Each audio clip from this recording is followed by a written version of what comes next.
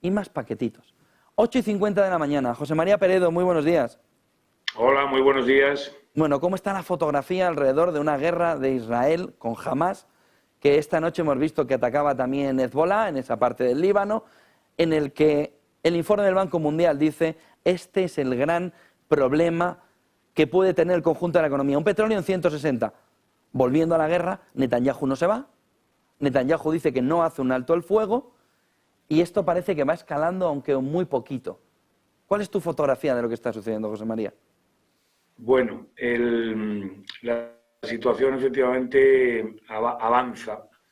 No avanza en la negociación, en el alto el fuego, avanza en la guerra. Esa es la situación, ¿no? Ha dicho, la Biblia dice, estamos en tiempos de guerra y en tiempos de paz, y Netanyahu ha dicho, estos son tiempos de guerra. Bueno, Netanyahu no es Dios.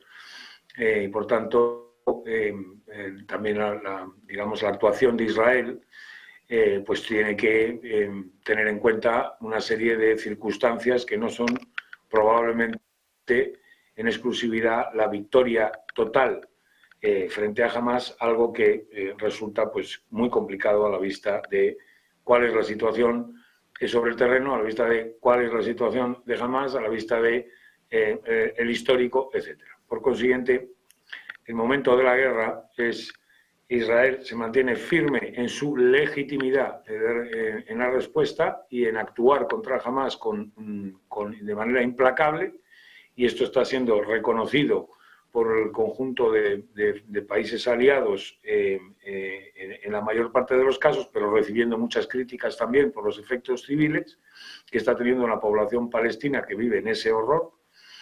Y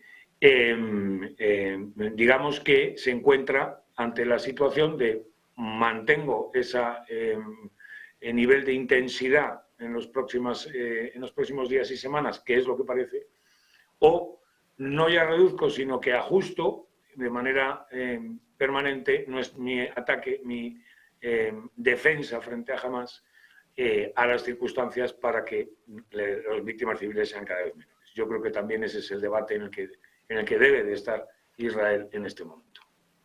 Pistorius, ministro de Defensa de Alemania, entrevista en ZDF en el que apunta que tenemos que prepararnos para la guerra, pero le falta la segunda derivada, que es tenernos que prepararnos para la guerra en Europa. ¿Un 2% de presupuesto? ¿O si Europa tiene que prepararse para la guerra, tiene que cambiar parte del sistema en el que estamos? Bueno, no sé en qué contexto está dicha esa frase, por tanto no puedo contestar a esa frase. Pero evidentemente se puede interpretar como que Europa debe... José María, el entorno es, dentro de lo que está sucediendo en Oriente Medio, le entrevistan al ministro de Defensa alemán y le dice, oye, ¿y esto si escala en Oriente Medio, qué puede llevarnos? Y dice, mire, escale o no escale, lo que hay que hacer es prepararse para un entorno de guerra. Europa tiene que estar preparada para la guerra. Y entonces, pero claro, le falta la segunda derivada al ministro de Defensa alemán, que es, ¿eso es un 2% del presupuesto? ¿O eso es servicio militar obligatorio para todos los europeos? ¿O qué es? Bien, En ese entorno. esa indefinición es un poco lo que también quería resaltar, ¿no? Que claro, es muy abierta ese comentario. A ver, yo entiendo que la situación en Ucrania ha iniciado un punto de inflexión en la concepción que teníamos en Europa de que no es posible una guerra cercana ni una guerra en la cual estemos implicados, porque hemos construido pues un paraíso, y entonces ese era un poco pues un punto de ficción, ¿no?, que hemos tenido hasta cierto punto en Europa. Evidentemente ese paraíso está construido en muchísimos términos, la Unión Europea, político, pero hace falta un acelerón en términos de seguridad, porque se ha producido un conflicto en Ucrania que está teniendo consecuencias directas, y no se trata ya de un conflicto exclusivamente de seguridad, vamos a decir, interna, o de seguridad o de inseguridad producido por otras derivadas, como ha podido ser en un momento dado, pues las afluencias de refugiados. No, es un conflicto militar. Y en Oriente Medio se ha reactivado un conflicto que llevaba muchos años abierto, que lleva muchos años, décadas abierto, y en los cuales Europa pues, ha estado de manera colateral implicado en algunos momentos de la historia. Yo creo que la preparación a la que se refiere el ministro alemán pues habla por una parte, en primer lugar, de mayor compromiso, obviamente, con la seguridad y con la defensa, y eso pues debe ser un compromiso en cada uno de los países y en función de sus intereses, naturalmente, y de sus riesgos y amenazas.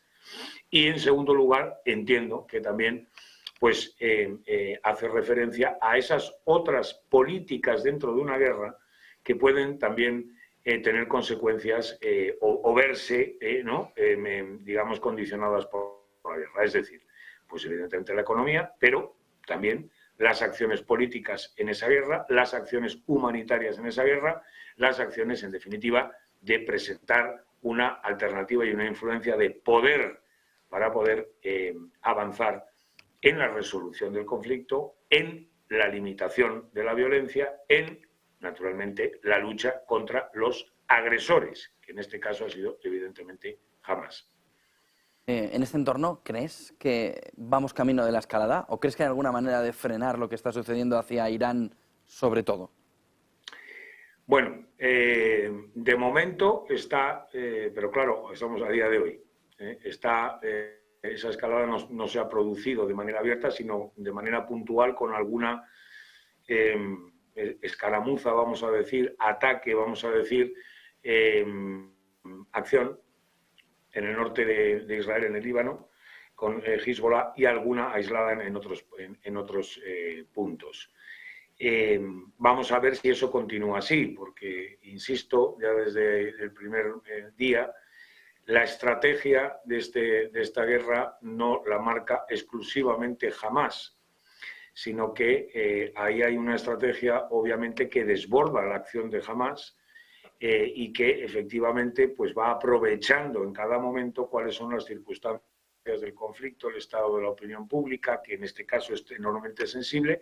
Primero, porque estamos acostumbrados a una enorme carga de